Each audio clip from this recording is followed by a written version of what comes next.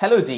आज एक और फिर से लेके आ चुके हैं आपके लिए आरसीटी एग्जाम के मोस्ट इंपॉर्टेंट क्वेश्चंस। 35 क्वेश्चन आज की इस क्लास में हम डिस्कस करने वाले हैं। ये क्लास हिंदी में होने वाली है, तो आप सभी से रिक्वेस्ट है कि इस क्लास को एंड तक देखना।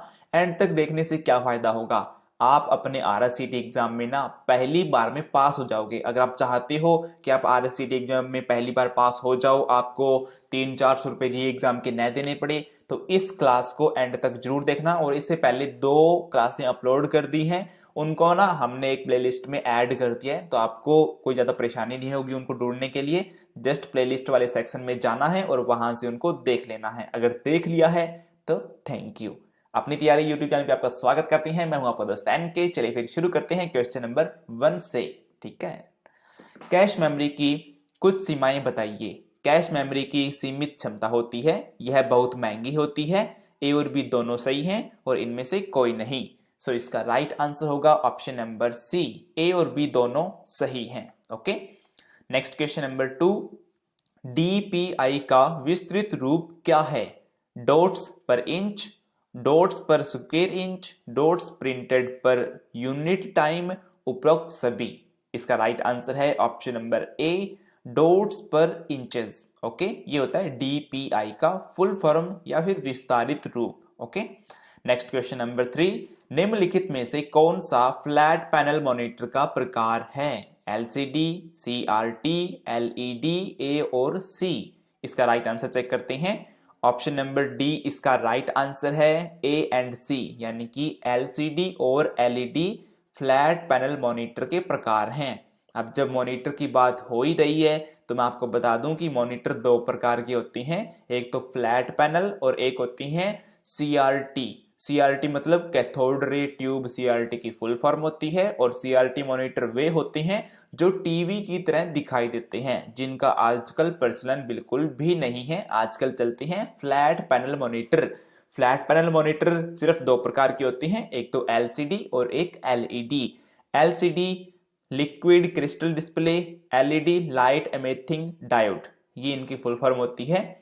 और एलसीडी मतलब कि जिसके अंदर ना लिक्विड होता है और साइड से देखने से ना पिक्चर का कलर चेंज होता है। लेकिन एलईडी में कहीं से भी देखो क्वालिटी बिल्कुल अच्छी रहती है, लेकिन एलईडी ना आंखों को थोड़ा सा नुकसान पहुंचाती है, ये भी बात है। ठीक है, तो मॉनिटर के बारे में बेसिक इंफॉर्मेशन आपको मिल चुकी है। काफी सारी फुल फॉर्म मैंने एक ही क्वेश्चन में बता दी है। देखो 3 नंबर क्वेश्चन हमने पढ़ा है, लेकिन अगर इसमें से कहीं से भी क्वेश्चन आ गया ना, मुझे पता है आप कर दोगे। चलिए फिर क्वेश्चन नंबर 4 पे चलते हैं। MIDI का पूरा नाम क्या होगा, यानी कि फुल फॉर्म पूछी गई है। MIDI इसकी फुल फॉर्म होती है ऑप्शन नंबर ए, म्यूजिकल इंस्ट्रूमेंट डिजिटल इंटरफेस। ये होता है MIDI का पूरा नाम। Okay, next question number 5। Screen पर डॉट्स के बीच की रिक्त जगह को क्या कहा जाता है। Pitch, empty pitch, A and B, dot pitch. तो इसका राइट आंसर होगा option number D, dot pitch. Screen पर डॉट्स के बीच की रिक्त जगह है। देखो वैसे अगर आप इस स्क्रीन को देख रहे हो तो आपको ना स्क्रीन के अंदर ना छोटे छोटे डॉट हैं वो दिखाई नहीं देंगे, लेकिन जो छोटे कीपैड वाले मोबाइल होते हैं ना उनको आप गौर से देखना, आपको उसमें ना डॉट डॉट डॉट डॉट मिलेंगे। तो उनके बीच की जो जगह होती है उसी को ही डॉट पिच कहते हैं। और जो छोटा सा डॉट होता है वो होता है पिक्सल। ओके, नेक्स्ट क्वेश्चन हम पढ़ने से पहले आपसे एक रिक्वेस्ट करूंगा कि अगर आपने यहां तक वीडियो को देखा है और आपको वीडियो पसंद आ रही है तो प्लीज लाइक बटन तो प्रेस करना ही है। लाइक बटन प्रेस कर दो और सब्सक्राइब जिन विद्यार्थियों ने नहीं किया है वो सब्सक्राइब कर लो। और बाकी ilearnrct.com पे जरूर जाना, वहां पे ना प्रीवियस पेपर और नए ऑनलाइन टेस्ट भी बनाई हैं, तो उनको भी आपने जरूर देखना है। ठीक है, नेक्स्ट क्वेश्चन पढ़ते हैं, क्वेश्चन नंबर 6। पीछे हमने 5 क्वेश्चन पढ़ लिया, अभी 6 नंबर क्वेश्चन पढ़ते हैं। स्क्रीन लॉक विकल्प 9 डॉट्स की एक श्रृंखला के साथ एक विशिष्ट स्वाइप पैटर्न का उपयोग करके एंड्रॉइड डिवाइस को अनलॉक करता है। क्वेश्चन को थोड़ा दोबारा पढ़ते हैं। स्क्रीन लॉक विकल्प 9 डॉट्स की एक श्रृंखला के साथ एक विशिष्ट स्वाइप पैटर्न का उपयोग करके एंड्रॉइड डिवाइस को अनलॉक करता है। Swipe pattern, pin, password. इसका राइट आंसर होगा ऑप्शन नंबर बी, पैटर्न। ये तो हम सभी यूज करते हैं, है ना, आपको पता है। Next question number 7। SSO इसका पूरा नाम भी यहाँ पे दिया गया है, सिंगल साइन ऑन। ठीक है, ये SSO का पूरा नाम होता है। का उद्देश्य क्या है। ए नंबर ऑप्शन है हेल्प डेस्क की लागत कम करना, बी ग्राहक संतुष्टि को बढ़ाना, सी उत्पादकता को बढ़ाना, डी ये सभी। सो इसका राइट आंसर है ऑप्शन नंबर डी ये सभी। तो ये सभी उद्देश्य हमारे एसएसओ आईडी के अंदर होते हैं। और जो विद्यार्थी आजकल गवर्नमेंट एग्जाम, जो गवर्नमेंट मतलब सरकारी नौकरी के एग्जाम वगैरह फिल आउट कर रहे हैं, उनको पता है कि एसएसओ आईडी से ही आजकल सारे के सारे फॉर्म अप्लाई होते हैं। Next question number 8, MS PowerPoint 2010 slide में रिक्की स्थान को नहीं डाला जा सकता। तो एमएस पावरपॉइंट जो होता है 2010 प्रोग्राम, जो कि एक प्रेजेंटेशन प्रोग्राम होता है, उसकी स्लाइड उसके अंदर जो पेज होते हैं ना, उनको स्लाइड बोलते हैं। तो उसके अंदर हम क्या नहीं डाल सकते हैं? गणितीय समीकरण, वीडियो फाइल, ऑडियो फाइल या फिर मोडेम। इसका राइट आंसर है ऑप्शन नंबर डी मोडेम। जी हाँ, मोडेम तो डाटा जो अपने डिजिटल सिग्नल को एनालॉग में और एनालॉग को डिजिटल करने में काम आती है। तो ये हम वहां पे पावर पॉइंट के अंदर इसे ऐड नहीं कर सकते, ये तो एक हार्डवेयर डिवाइस होती है। तो हार्डवेयर डिवाइस को सॉफ्टवेयर के अंदर कैसे लेके जा सकते हैं? नेक्स्ट क्वेश्चन नंबर 9, इनमें से कौन सा कंप्यूटर हार्डवेयर पर रन करता है और दूसरे सॉफ्टवेयर को रन करने के लिए प्लेटफॉर्म प्रदान करता है? काफी आसान प्रश्न है। ऑप्शन आपके सामने है, ऑपरेटिंग सिस्टम, एप्लीकेशन सॉफ्टवेयर, ए और बी दोनों, इनमें से कोई नहीं। इसका राइट आंसर होगा ऑप्शन नंबर ए operating system. Okay. Next question number 10, निम्न में से कौन सा भारत के राष्ट्रीय भुगतान निगम द्वारा बनाया और लॉन्च किया गया है? रुपए, मास्टर, वीजा, मेस्ट्रो। मैं आपको बता दूं कि यहाँ पे रुपए मतलब कि अपना वो वाला रुपया नहीं, रुपया मतलब पैसा नहीं, यहाँ पे रुपए कार्ड है और ये मास्टर भी कार्ड है, वीजा भी एक प्रकार का कार्ड है और मेस्ट्रो भी एक प्रकार का कार्ड है। ओके, सो इसका राइट आंसर है ऑप्शन नंबर ए रुपे कार्ड। ये भारत के राष्ट्रीय भुगतान निगम द्वारा जारी किया गया है। नेक्स्ट क्वेश्चन नंबर 11, कंप्यूटर को ऑन करने की प्रक्रिया क्या कहलाती है? Starting, turning on, hibernating, booting. इसका राइट आंसर है option number D booting. Computer को ऑन करेंगे या फिर ऑफ करेंगे, दोनों प्रक्रिया बूटिंग ही कहलाएगी। लेकिन बूटिंग भी दो प्रकार की होती है। अगर आप बंद पड़े कंप्यूटर को स्टार्ट करोगे तो वो होता है कोल्ड बूट, और अगर आप स्टार्ट किए हुए कंप्यूटर को दोबारा से स्टार्ट करोगे, जिसे अपने रीस्टार्ट करना बोलते हैं, वो होता है वार्म बूट। ओके, ध्यान रखना। नेक्स्ट क्वेश्चन नंबर 12, निम्नलिखित में से कौन सा वेब ब्राउजर का उदाहरण है? Google Chrome, safari, Mozilla Firefox, ये सभी। तो इसका राइट आंसर है option number D Google Chrome. काफी पॉपुलर वेब ब्राउजर है जो कि गूगल का है, और गूगल एक सर्च इंजन भी है। और सफारी एप्पल की डिवाइस के अंदर चलता है, ये भी ब्राउजर है। मोजिला फायरफॉक्स, इसे हम किसी भी प्रोग्राम में किसी भी कंप्यूटर में चला सकते हैं। ठीक है। नेक्स्ट क्वेश्चन नंबर 13, जीपीएस का पूरा नाम क्या है?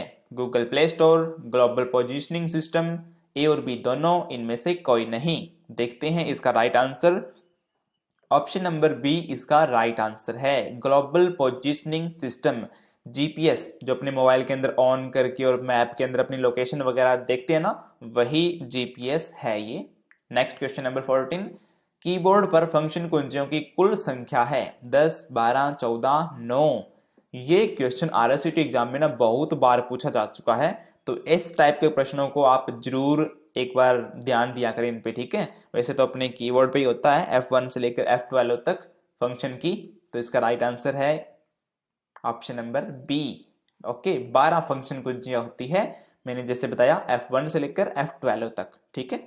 नेक्स्ट क्वेश्चन नंबर पढ़ने से पहले आपसे एक रिक्वेस्ट है कि जब भी आप इंटरनेट पे कुछ सर्च करते हो तो उसके साथ ना ilearnrsct.com जरूर लगा लेना। जैसे कि ये यहां से लेकर इतना लगाना, फिर ऊपर कॉमा के अंदर अपनी क्वेरी जो भी है वो सर्च कर सकते हो। इससे क्या होगा, इससे आपको रिजल्ट है वो बेहतर रिजल्ट मिलेंगे। ठीक है, बाकी आप पहले इस्तेमाल करें फिर विश्वास करें। नेक्स्ट क्वेश्चन नंबर पढ़ते हैं, 15 नंबर क्वेश्चन, एप्लीकेशन और यूजर के बीच इंटरफेस बनाए रखने का कार्य कौन करता है?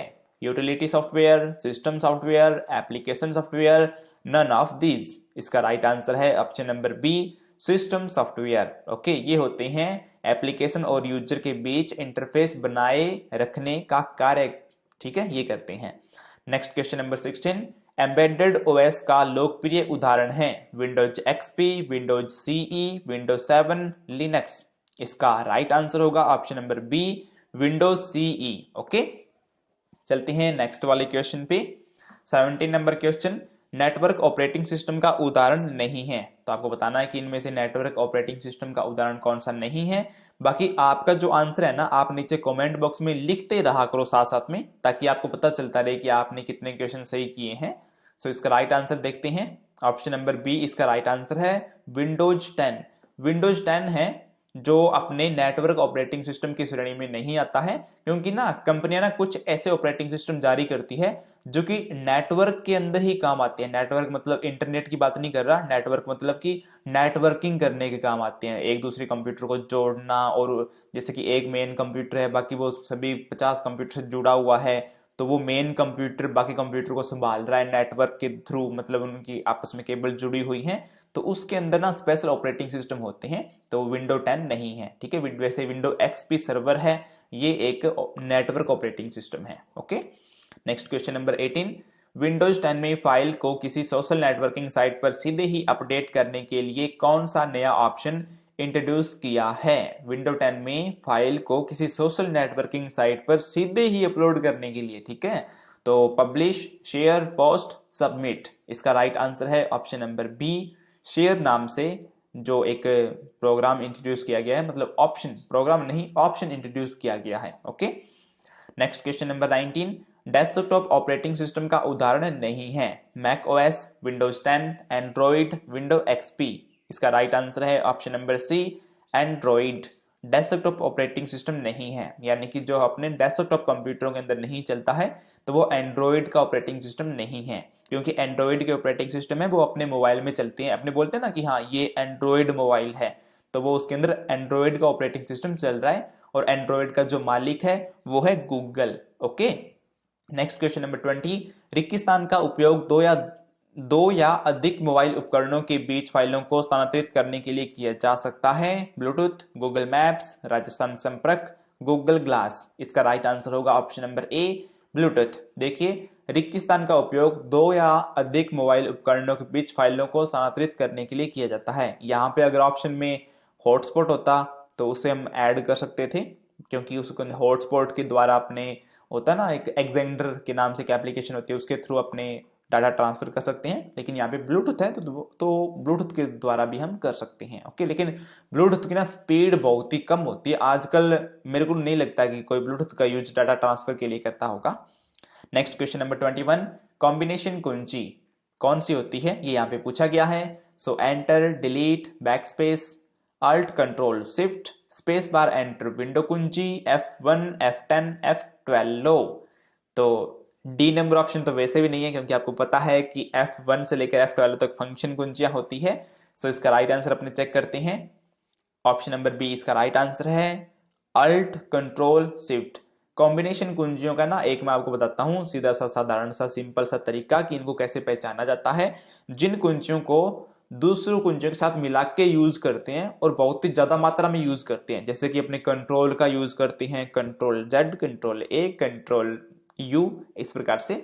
और एल्ट का भी यूज बहुत ज्यादा करते हैं, शिफ्ट का भी, जैसे छोटे बड़े अक्षर लिखने होते हैं, तो इस तरीके से कॉम्बिनेशन कुंजियां ये होती हैं।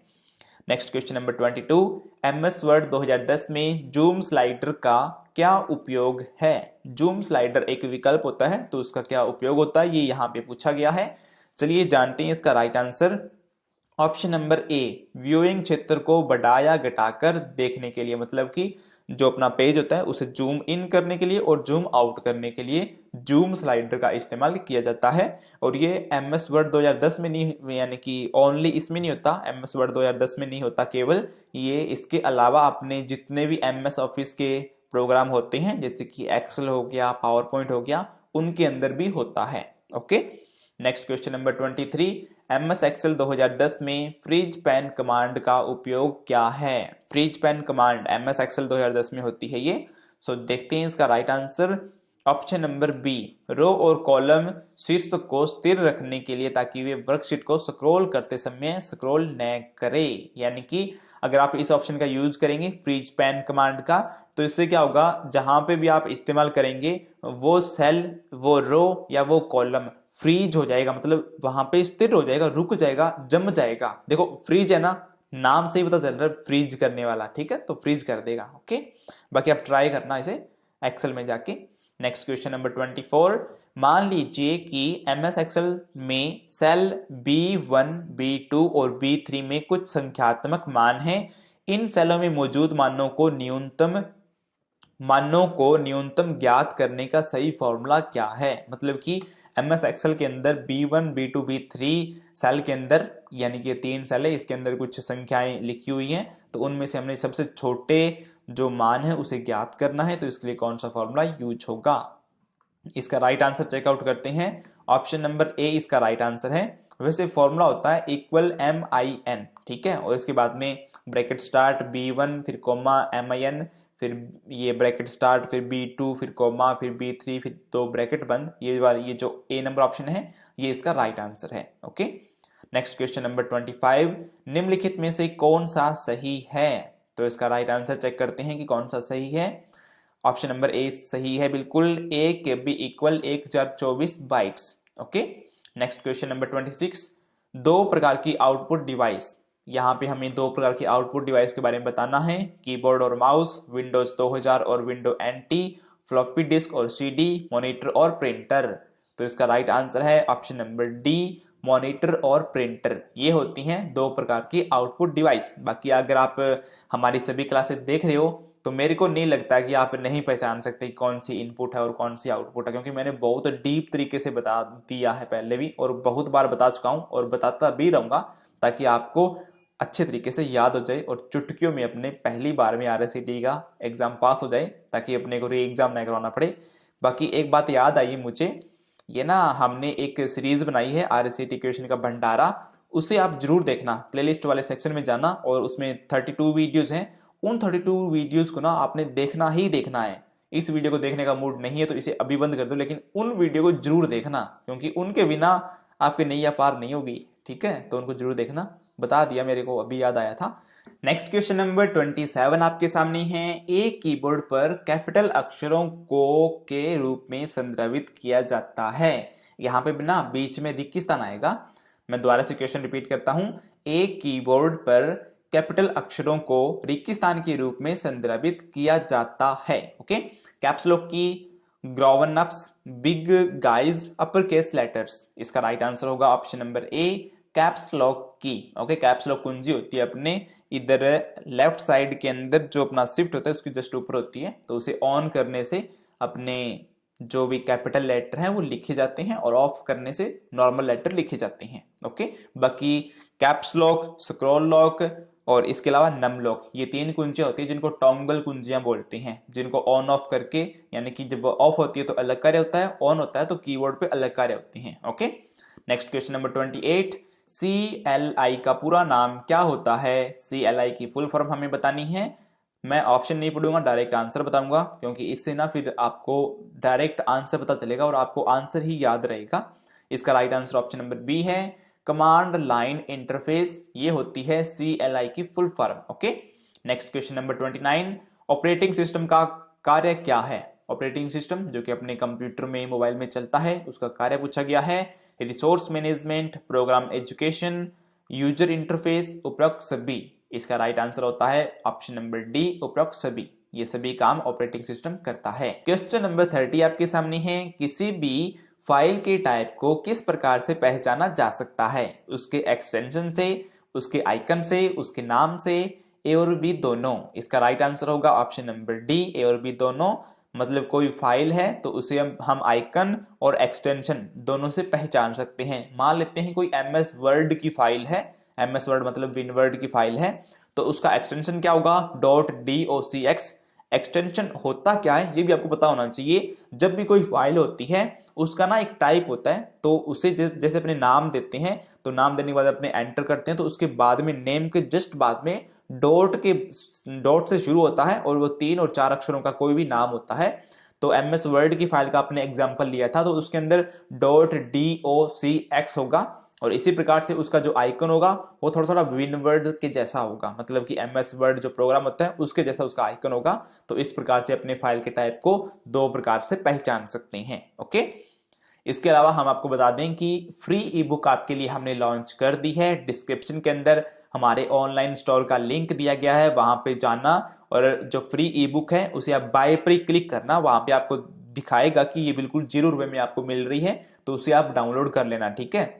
अगर वहां पे आपको मोबाइल नंबर ओटीपी वगैरह आए तो वो भी डाल देना, क्योंकि जो अकाउंट होता है वो सिक्योर होता है, यानी कि उसे सिक्योर रखने के लिए, ताकि कोई भी ऐरा गैरा नत्थु खेरा बंदा ई बुक को डाउनलोड नहीं कर ले, इसलिए तो आप डाउनलोड कर लेना। 101 क्वेश्चन हमने दिए हैं आरएससीआईटी के बिल्कुल फ्री में, और इसके अलावा हमारी कुछ पेड ई बुक्स भी होंगी, उनको भी आप चेकआउट कर सकते हो। ओके, बाकी फ्री वाली ई बुक जरूर डाउनलोड करना।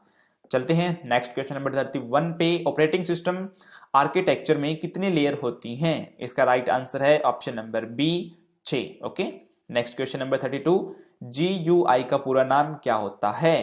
GUI का पूरा नाम फुल फॉर्म पूछी गई है, राइट आंसर है इसका C number option, graphical user interface. Okay, वैसे ना ऑपरेटिंग सिस्टम दो तरीके से काम करते हैं, एक तो GUI पे और एक होती है CLI, command line interface.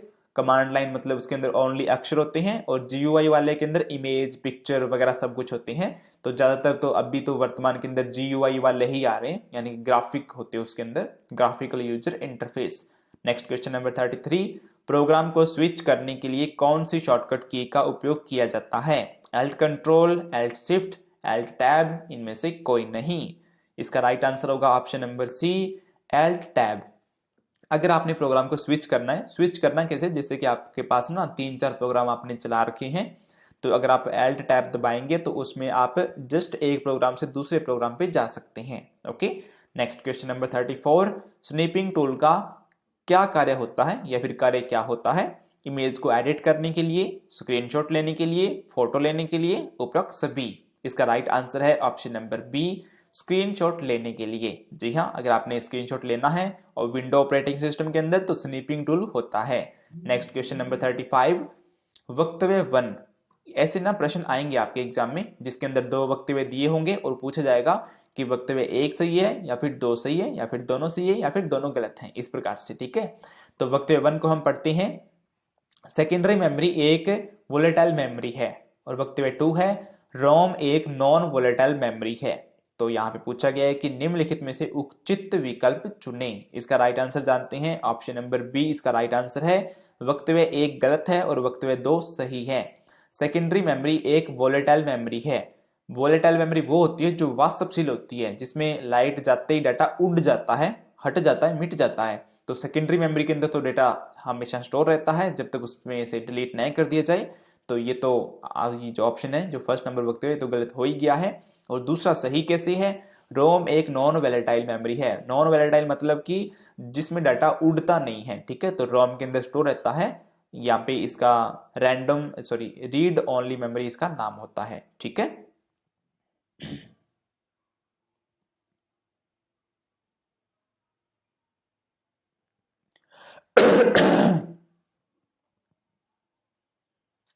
Next question number 35 आपके सामने है। देखो यहाँ पे ना इस प्रकार के प्रश्न आएंगे जिसके अंदर 2 वक्तव्य दिए होंगे और आपको बताना है कि कौन सा वक्तव्य सही है और कौन सा गलत है। तो वक्तव्य 1 को पढ़ते हैं। सेकेंडरी मेमोरी एक वोलेटाइल मेमोरी है, और वक्तव्य 2 रोम एक नॉन वोलेटाइल मेमोरी है। वोलेटाइल मेमोरी वो होती है जिसके अंदर डेटा उड़ जाता है, और नॉन वोलेटाइल जिसके अंदर डेटा उड़ता नहीं है लाइट जाने के बाद में। ओके, सो इसका राइट आंसर होगा ऑप्शन नंबर बी, वक्तव्य 1 गलत है और वक्तव्य 2 सही है, क्योंकि सेकेंडरी मेमोरी जो होती है ना उसमें डेटा हमेशा रहता है चाहे लाइट हो या न हो। और इसके अलावा रोम है रोम रीड ओनली मेमोरी, तो ये नॉन वोलेटाइल मेमोरी होती है। ओके, इसी के साथ आज की वीडियो समाप्त होती है। और आज के जितने भी प्रश्न हमने यहाँ पे डिस्कस किए हैं उनका आप ना ऑनलाइन टेस्ट दे सकते हो। ऑनलाइन टेस्ट देने के लिए आपको डिस्क्रिप्शन के अंदर स्टार्ट टेस्ट के नाम से ना एक टेक्स्ट लिखा हुआ है, उसके आगे एक लिंक दिया गया है, उस पर क्लिक करना और आपका आज का जो प्रश्न है उनके टेस्ट स्टार्ट हो जाएंगे। और इसके अलावा आप हमारे ट्रैवल चैनल को भी ज्वाइन कर सकते हो, यात्री एन के उसका नाम है, इसका भी लिंक हमने डिस्क्रिप्शन में डाल दिया है। और इस वीडियो को आपने लाइक करके जरूर जाना है, कमेंट बॉक्स में अपने विचार बताने हैं, और इस वीडियो को अपने आरएससीआईटी कर रहे एक दोस्त को जरूर शेयर करना। और आप हमें टेलीग्राम, इंस्टाग्राम और ट्विटर, फेसबुक वगैरह पर भी हमें फॉलो कर सकते हैं। और चैनल को सब्सक्राइब नहीं किया है तो प्लीज सब्सक्राइब कर लीजिए। मिलते हैं फिर अगली वाली वीडियो के अंदर, तब तक के लिए अपनी तैयारी फुल तैयारी। Good bye.